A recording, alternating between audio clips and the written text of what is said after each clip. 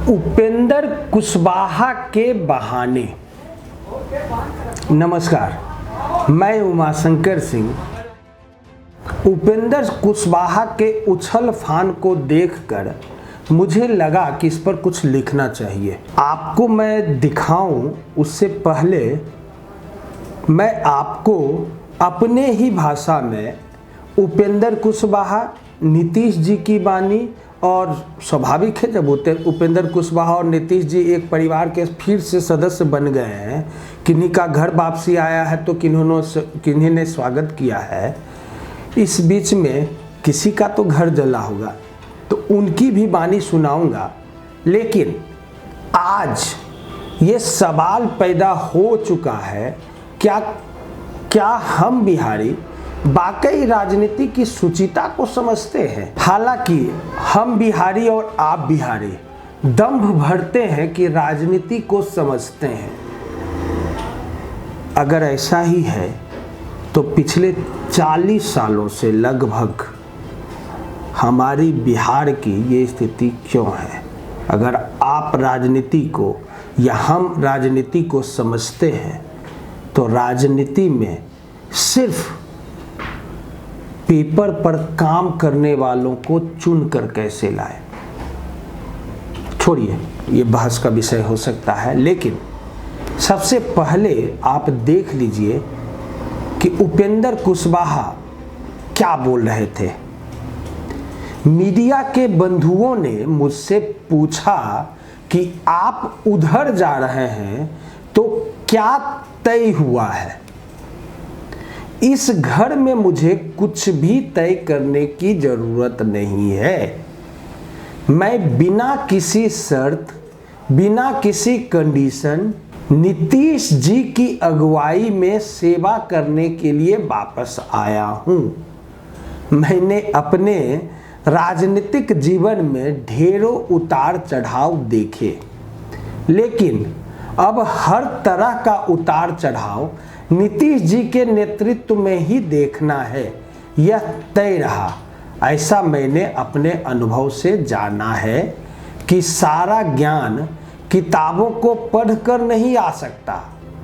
ये शब्द हैं पूर्व केंद्रीय मंत्री, उछल फान करने वाले उपेंद्र कुशवाहा के, जिन्होंने नीतीश कुमार की मौजूदगी में और रालोसपा के जदयू में विलय के मौके पर यह बातें कही।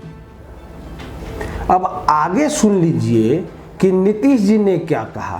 उपेंद्र जी ने तो कह दिया कि वे साथ आकर काम करेंगे और उनकी कोई ख्वाहिश नहीं है, लेकिन हम लोग तो सोचेंगे ना, आपकी भी प्रतिष्ठा है, आपकी भी इज्जत है, आपकी भी हैसियत है।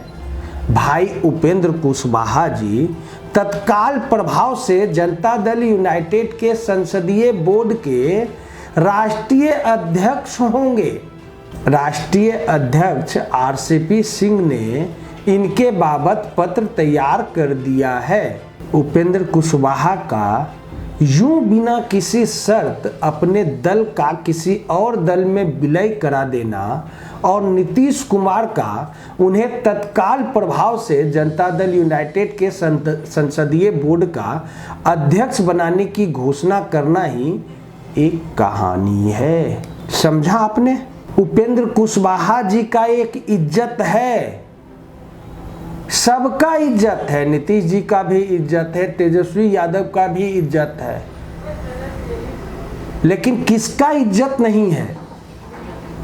वो जो गांधी मैदान में नौकरी के लिए अपना आवाज उठाता है और उस पर डंडा बरसता है, वो महानुभाव नहीं है जिन्होंने वोट किया। वो भी महानुभाव नहीं है जो काम के बदले दाम की बात करते हैं। वो जो किसान है, किसानी की बात करते हैं। वही नहीं, 16 चक्का के कमर्शियल प्रतिबंध से हजारों परिवार रोड पर आ गया है, उनका कोई इज्जत नहीं है। क्या मैं गलत कह रहा हूं? खैर, उपेंद्र कुशवाहा और नीतीश कुमार के साथ आने और रालोसपा के जदयू में विलय के सवाल पर लालू प्रसाद और नीतीश कुमार दोनों के साथ काम कर चुके राजद के वरिष्ठ नेता शिवानंद तिवारी कहते हैं, देखिए, कोई सिद्धांत की राजनीति तो हो नहीं रही है। हर तरफ लोग इस कोशिश में है कि कैसे सांसद और विधायक बन जाए। सत्ता की राजनीति हो रही है। उपेंद्र कुशवाहा एक जमाने में नीतीश के साथ थे। नीतीश ने ही उन्हें 2004 में नेता प्रतिपक्ष बनाया। वहीं से उनका कद ऊंचा हुआ और उपेंद्र के भीतर राजनीति महत्वाकांक्षा जगी। तब से अब तक कई बार अलग और साथ होना जारी है, लेकिन बीते विधानसभा चुनाव के परिणाम नीतीश के लिए अपमानजनक रहे। भाजपा ने चिराग का इस्तेमाल कर ना ऐसा नहीं कर सकता। खैर, आप यूं समझिए कि चिराग पासवान के कारण नीतीश के कद को छोटा किया गया बिहार में। इस बात का मलाल नीतीश के चेहरे पर अनेकों बार दिख चुका है। नीतीश सदन में भी आग बबूला हो जा रहे हैं, जबकि यह उनकी नीति नहीं रही है, शैली नहीं रही है। फिर भी दर्द तो दर्द ही होता है ना। खैर, आज मैं उपेंद्र कुशवाहा की बात करने आया हूं, तो थोड़ा सा उपेंद्र कुशवाहा जी का सियासी यात्रा भी देख लीजिए।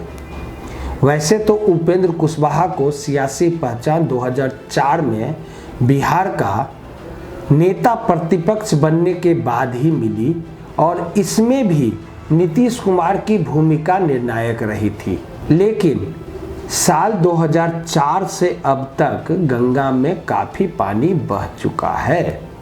उपेंद्र कुशवाहा ने जहां राजगीर के शिविर में राज्यसभा सदस्य रहते हुए साल 2011-12 में नीतीश कुमार के सामने ऐसे सवाल किए थे कि संसदीय बोर्ड से संवाद के बगैर पार्टी ने किसी विधान परिषद के सदस्य बनाए और आज उन्हें संसदीय बोर्ड का अध्यक्ष बनाया गया है।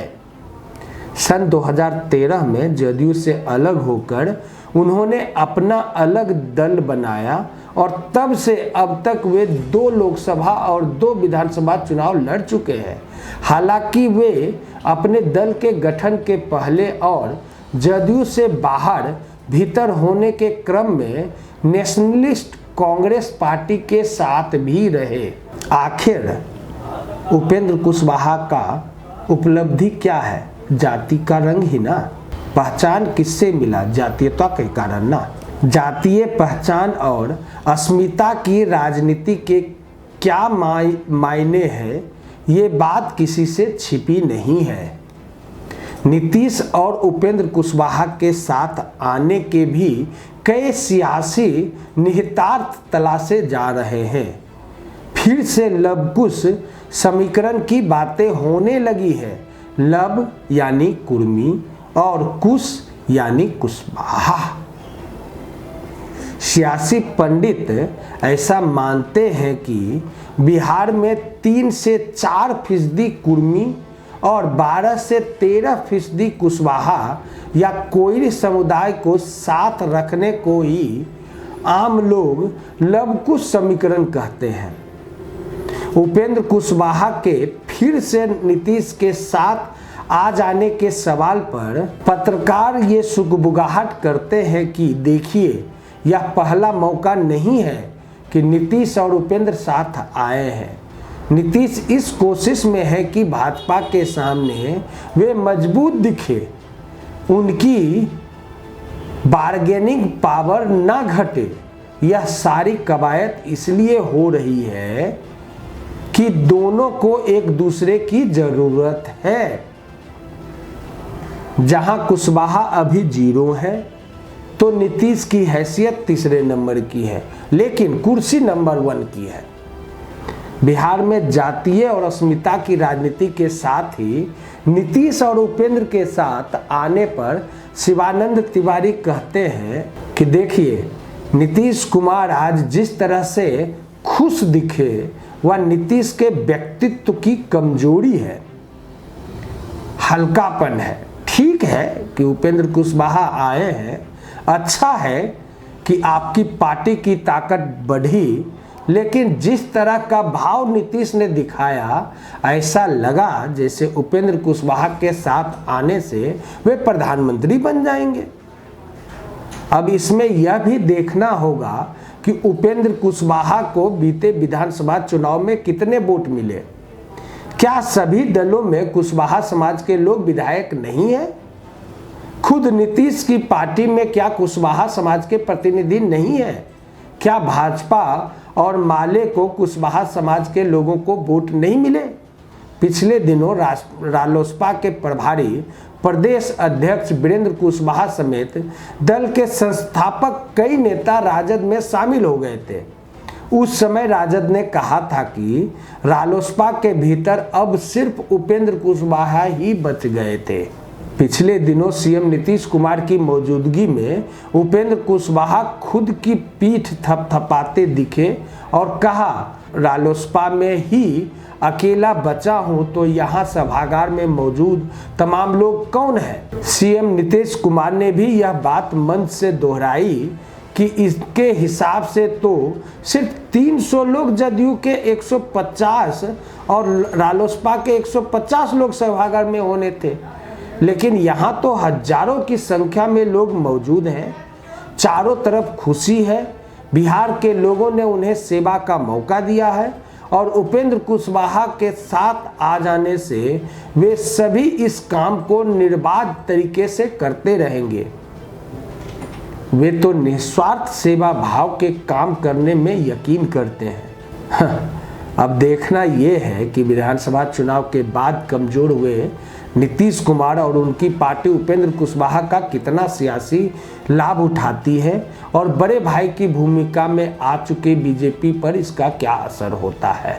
और वही नहीं, बिहार की राजनीति भी किस करवट बैठता है और कौन होता है बिहार का किंग। हालांकि कुशवाहा के नजदीक आने से नीतीश कुमार खुद को बिहार का किंग समझ रहे हैं। आज के लिए इतना ही। खबरों से अवगत रहने के लिए हमारे बिहारी खबर के पेज को ज़्यादा से ज़्यादा लाइक, शेयर और सब्सक्राइब करें। नमस्कार।